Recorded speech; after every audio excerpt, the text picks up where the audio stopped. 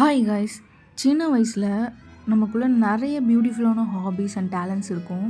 ஒரு சில பேருக்கு ட்ராயிங்ஸ் பிடிக்கும், ஒரு சில பேருக்கு பாடுறது ரொம்ப பிடிக்கும், அண்ட் ஒரு சில பேருக்கு கவிதை எழுதுறது பிடிக்கும். இந்த மாதிரி நிறைய குட்டி குட்டி ஹாபீஸ் வச்சுருப்போம்.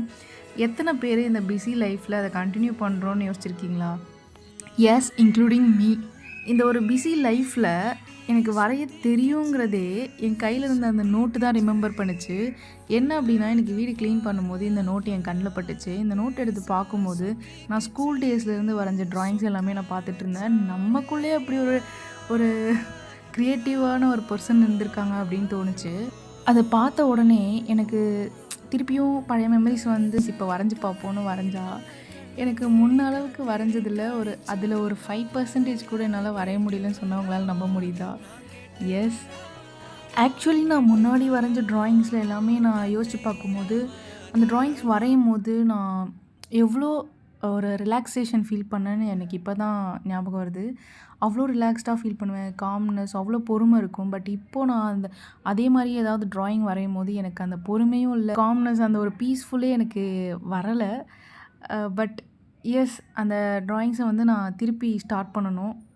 டெய்லியும் வந்து ஏதாவது ஒரு டெய்லியும் இல்லைனாலும் வீக்லி ஒன்ஸாவது ஏதாவது ஒரு ட்ராயிங் வரையணும் அப்படின்னு முடிவு பண்ணியிருக்கேன். அண்ட் இந்த வீடியோ பார்த்துட்டு இருக்கீங்கன்னா உங்களுக்கும் நான் அதே தான் சொல்வேன்.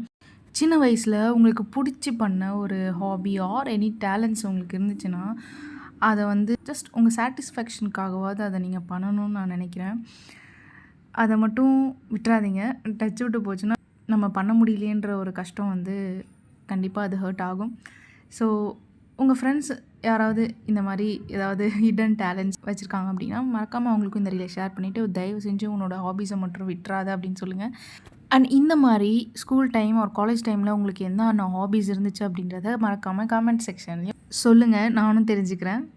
அண்ட் நான் வரைஞ்ச ட்ராயிங்ஸ் எல்லாத்தையுமே உங்களுக்கு நான் காட்டுறேன். அதில் எந்த ட்ராயிங் நல்லாயிருக்கு அப்படின்னு சொல்லுங்கள். அண்ட் நல்லா இல்லை, பார்க்குறதுக்கு நல்லா இல்லைன்னா தயவு செஞ்சு கழுவி மட்டும் ஊற்றிடாதீங்க.